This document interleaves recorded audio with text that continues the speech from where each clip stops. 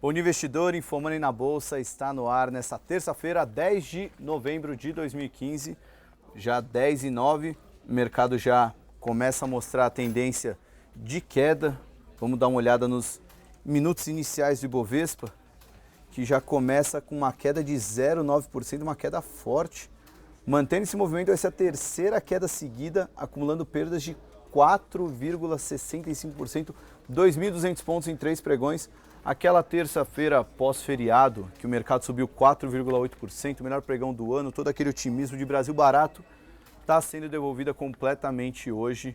Vamos ver se o movimento se mantém até o final do dia. Motivos não faltam, né? A China já trouxe más notícias mais uma vez para os investidores e aqui no Brasil, aquele rumor de fora Levi voltou e voltou com mais força ainda. Vamos ver se o ministro da Fazenda aguenta até a virada do ano, quando é a previsão, o deadline para a saída do ministro. Bom, passando rapidamente, o Ibovespa já caindo 0,77, o dólar futuro no mesmo momento marca alta, voltando para 3,83, segunda alta seguida, mas o dólar está no movimento um pouquinho mais sutil do que o Ibovespa. O Ibovespa ganhou muita volatilidade depois da terça-feira pós-feriado. Na China, o principal destaque ficou para os dados de inflação, que deixam mais claro os sinais de queda da demanda. As ações chinesas caíram em Hong Kong, depois que o IPC da China, que é a inflação do consumidor, mostrou alta de 1,3%. O resultado anterior tinha sido de 1,6% e a estimativa era de 1,5% de inflação. Ou seja, os preços cresceram menos que o esperado, mostra que o pessoal está consumindo menos por lá. E a inflação, o índice de preço do produtor mostrou deflação de 5,9%, era a expectativa e foi o resultado anterior. Essa deflação no país abre espaço para que o Banco Central da China coloque novos estímulos na economia para tentar dar uma sustentação para o gigante asiático que vinha carregando o crescimento da economia mundial, né? Só lembrando que ele vem passando por uma mudança há muito tempo já na forma de crescimento, né? Porque era aquele crescimento quantitativo e na faixa de 10% ao ano, deve virar um crescimento qualitativo um pouco mais sustentável. Já se fala muito de um crescimento na faixa de 6,5% ao ano, no próximo quinquênio, né? Entre 2015 e 2020. E lembrando também que ontem o mercado já tinha digerido dados ruins da economia chinesa quando saiu a balança comercial de outubro, mostrando uma forte queda nas importações de diversas commodities, mostrando que a China está consumindo menos.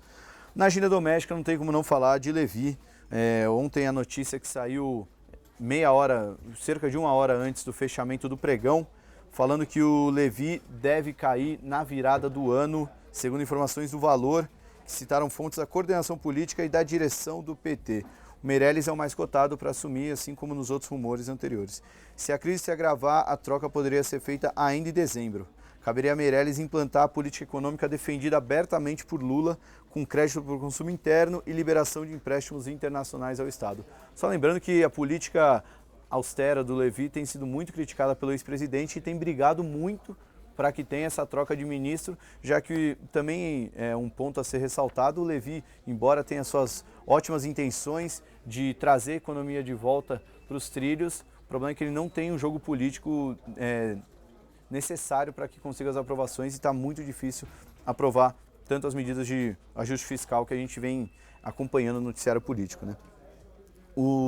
Só uns pontos a mais, o Lula sondou outros nomes no mercado, mas nas últimas semanas, mas foi em vão, e o próprio nome do Meirelles foi uma indicação do Palocci. Ele reforçou essa indicação em encontro com a Dilma 15 dias atrás, a pedido do Lula.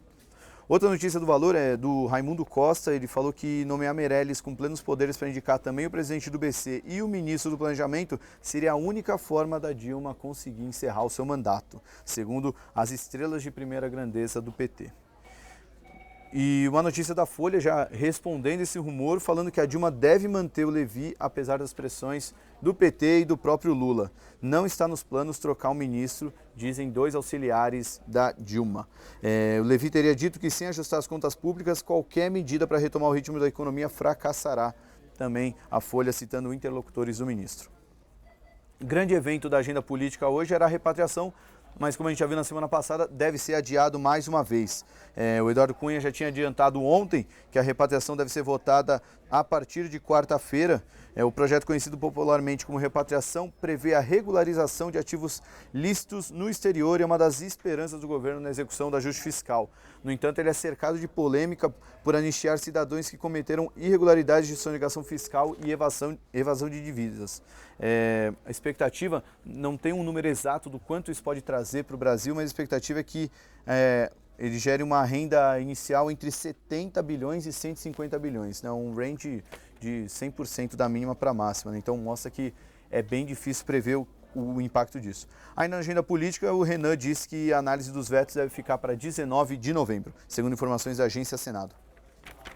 Bom, antes de jogar a bola para Paula Barra, já vamos dar uma olhada nos destaques da Bolsa, ver se já tem alguma ação, tem um movimento muito forte. Vamos dar uma olhada dentro do Ibovespa aqui. Nesse momento, movimentos tímidos, né? A maior alta é a CSN subindo 1,5%, tentando a terceira alta seguida. A maior queda aparece Eletrobras, Localiza, Qualicorp e Sabesp caindo cerca de 2%. Paula Barra vai falar um pouco dos resultados e também de novidades sobre a Petrobras e da Vale. Bom dia, Paulinha. Bom dia. Bom, o dia já começa com destaque para as empresas que soltaram balanço. A BB Seguridade reage positivamente ao balanço do terceiro trimestre. O lucro veio acima do estimado pelos analistas consultados pela Reuters. A empresa fechou o terceiro trimestre com um lucro líquido de 1,03 bilhão, alta de 25% contra o mesmo trimestre do ano passado. A projeção dos analistas era de 977 milhões. O papel reage aí positivamente hoje. É uma alta só... leve alta. Mas já aparece entre as maiores altas do Ibovespa nesse momento. Exatamente. Já de destaque negativo, a gente vê os papéis da Direcional caindo após o resultado. A leitura dos analistas é que o número veio em linha, mostrando uma desaceleração da empresa, resultado difícil, com um cenário macroeconômico bem desafiador para o setor de construção. A empresa terminou o terceiro trimestre com um lucro líquido de 28,8 milhões, no período que representou uma queda de quase 45%, frente ao mesmo período do ano passado. Agora, vale lembrar que apesar do destaque negativo para queima de caixa no balanço da empresa, o BTG, depois do resultado, reiterou recomendação de compra para as ações da empresa, salientando que os papéis estão oferecendo agora um bom ponto de entrada com risco retorno satisfatório. Só Direcional, assim como todo setor, só mostrar o gráfico, esse é o gráfico anual da Direcional. Ela está acumulando queda de 49,5% nesse ano, isso depois de ter caído 28% ano passado e 13% em 2013. Nesses 3 anos, queda de 70%. O papel deve estar ficando bem barato na visão do Credi ou do BTG? BTG. Bom, de destaque também de resultado, embora o papel não esteja reagindo tão intensamente assim ao balanço, Magazine Luiza mostrou novamente um resultado bem fraco no período. O Bradesco ressaltou uma visão cautelosa com a companhia por conta do cenário macro desafiador. E destaque aqui que eles colocaram, que é legal mencionar, que esse desempenho fraco e perspectiva macroeconômica desafiadora pode levar a empresa a rever seu plano de expansão e fechar algumas lojas nos próximos trimestres. A leitura é bastante negativa, a empresa terminou com venda nas mesmas lojas, que é as lojas abertas há mais de um ano, com queda de 15%.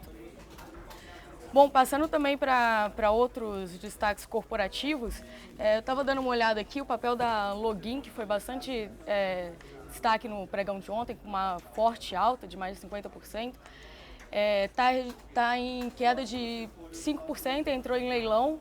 A ação ontem, a empresa não pediu para não comentar sobre a oscilação dos papéis, que eles estão em período de silêncio, eles preferiram não comentar, mas o que o mercado comenta é que a empresa pode fazer uma possível venda de ativos e com as ações dela tendo depreciado bastante nos últimos tempos, isso aí abriria uma oportunidade para investidores estrangeiros possivelmente entrar no papel.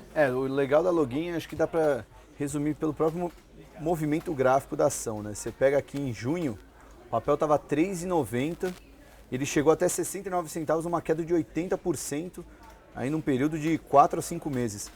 Aí aqui foram os 4 últimos pregões, a ação mais que duplicou de valor, né? Saiu dos 71 centavos para 1,65, uma alta de 130%. Ontem a empresa respondeu aquele comunicado da Bovespa, né, que a Bovespa sempre pede esclarecimentos de por que a ação está oscilando muito, falou que não sabia de nada. Também tem período de silêncio, não pode falar muito, porque vai ser o resultado ainda essa semana, mas é o que se comenta, né? Fica aquela ideia de que o Brasil está barato mesmo. A gente já viu a venda de ativos feita pela Hipermarcas para a Coty na semana passada, dá aquela percepção de que algumas empresas que estão muito descontadas, com valor de mercado muito abaixo do valor patrimonial, pode acabar chamando a atenção de algum gringo endinheirado. Mais algum destaque aí, Paulinha? Bom, agora eu vou passar só por Petro e Vale também. As empresas têm reagido a notícias aí nos últimos dias. A Petrobras sobre a greve. Ontem a empresa se reuniu com o sindicato para tentar chegar a um acordo sobre a greve. Não chegaram a um acordo nenhum. E novas reuniões devem ser realizadas entre hoje e amanhã. Uma fonte da Petrobras disse a Reuters que um acordo deve ser firmado até o final dessa semana. Ontem, como a empresa vem reportando todos os dias, desde que entrou em greve no último domingo, no domingo passado, a companhia afirmou que o impacto da greve na produção diária de petróleo está em 115 mil barris, equivalente a pouco mais de 5% da extração média da estatal. Fora isso, a Bloomberg soltou uma informação de que a Verde Asset, gerida pelo Luiz Stuberg, estaria comprando bonds da Petrobras. Bom, passando agora para a Vale, ainda reagindo aí ao acidente da São Marco, a empresa informou ontem que vai cortar a produção em minas da região de Minas Gerais. Produção nas minas da fábrica Nova e Timbopeba poderá ser impactada negativamente em 3 milhões de toneladas em 2015 e 9 milhões de toneladas em 2016. Agora, é interessante salientar também que a empresa colocou que essas são estimativas preliminares e que elas podem ser revistas caso seja alterada alguma perspectiva sobre o acidente. E, bom, ainda também sobre o acidente, saiu na Reuters uma matéria falando que seguro para prejuízo da São Marco, decorrente do acidente com rompimento nas suas barragens em Minas Gerais, deve gerar um prejuízo na ordem de R$1 bilhão. Bom, Thiago, de destaque, ficamos por aqui. Bom, eu queria destacar duas matérias que saíram de ontem para hoje. Na verdade, três, né? Se a gente puder mandar aí no chat para vocês. Primeiro foi o Comprar ou Vender de ontem, ficou muito legal. A gente fez uma análise bem aprofundada sobre o setor imobiliário. Recomendação geral do setor é fique de fora, mas a gente já mostrou a diferença de cada uma das empresas do setor e qual que você pode se expor quando o cenário começar a melhorar, que são dois drivers que você tem que acompanhar. Curva de juros, quando a taxa Selic começar a cair de fato e os juros começar a indicar para baixo, isso aí está um pouco longe de acontecer, e o desemprego parar de aumentar, né? Isso aí são os dois fatores fundamentais para investir no setor imobiliário. A gente fez uma análise bem bacana. Também no programa a gente falou de duas ações que todo investidor precisa ter em carteira nesse momento. Uma delas, inclusive, o Flávio Conde falou que abaixo de R$60 a ação está de graça, que é o caso da BRF, que caiu muito forte depois da divulgação do resultado. E também fizemos uma análise bem legal sobre Vale, todo o efeito do desastre em Mariana, em Minas Gerais. Embora não tenha como precificar isso no momento, isso vale a pena ficar bem de olho, porque muitas sanções podem acontecer, muitas mudanças, não só em indenizações, como até regulatórias, podem impactar a Vale. Embora a Samarco, que é a joint venture da Vale com a BHP, ela não seja tão relevante no resultado da Vale, isso pode trazer principalmente risco de imagem, muita coisa que pode acontecer na Vale. O programa é bem bacana, ficou uma explicação bem aprofundada sobre tudo isso. Também queria destacar a matéria que a Reuters fez, a gente subiu aqui ontem no Infomoney, fazendo uma análise do desastre, e estudos já mostravam que 2 anos atrás que esse colapso estava prestes a acontecer, e citando até um pouco de, vamos dizer, falta de regulamentação, não só das autoridades, como das próprias empresas que já tinham noção que isso poderia acontecer. É uma matéria bem legal, falando com especialistas e professores que explicaram tudo o que aconteceu.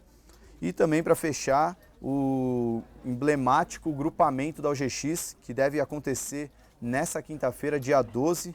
A OGX quer agrupar as ações em 250 para 1, ou seja, a ação hoje está 4 centavos, vai voltar a valer R$10. Mais uma daquelas manobras para enfrentar a guerra contra as penny stocks que a BMF Bovespa travou. Ações que valem menos de R$1 tem um período de 1 mês para se adequar, passar a valer acima de R$1. E a única maneira de fazer isso sem melhorar os fundamentos da empresa da noite para o dia é realizando um grupamento. O problema disso é que você só abre um precedente para a ação cair ainda mais, né? O OGX estava a 4 centavos porque não tinha mais por onde cair. Agora vai voltar para R$10. Se não melhorar suas perspectivas de resultado, que são nulas, se não melhorar a questão de endividamento, ela só vai ter espaço para cair ainda mais. Ninguém vai querer segurar um mico de R$10 na mão. E fazendo se a OGX está fazendo um grupamento, que é uma operação desfavorável para o investidor, algumas empresas estão fazendo uma operação favorável, que é a tal da recompra de ações, né? Que a BRF, logo depois do resultado, anunciou a recompra de 15 milhões de ações e ontem já anunciou um fato relevante, estendendo o programa de recompra para 23 milhões de ações. Também anunciaram recompra de ações São Martinho e Itaúsa.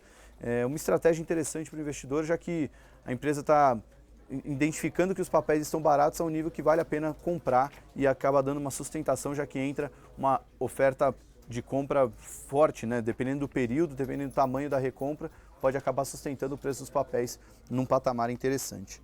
Bom, tudo isso já está no chat aí para vocês. Acompanhem, principalmente Comprar ou Vender, ficou muito bacana, o programa foi muito elogiado. Pedro Gaudi e Flávio Conde deram uma aula muito bacana de imobiliárias, Vale e dessas duas dicas de recomendação. Eu me despeço aqui. Tenham todos um bom pregão. 12h30 tem a segunda abertura da Bolsa quando vem os Estados Unidos, então tomem cuidado com a volatilidade. Até amanhã com mais um Infomoney na Bolsa. Até lá!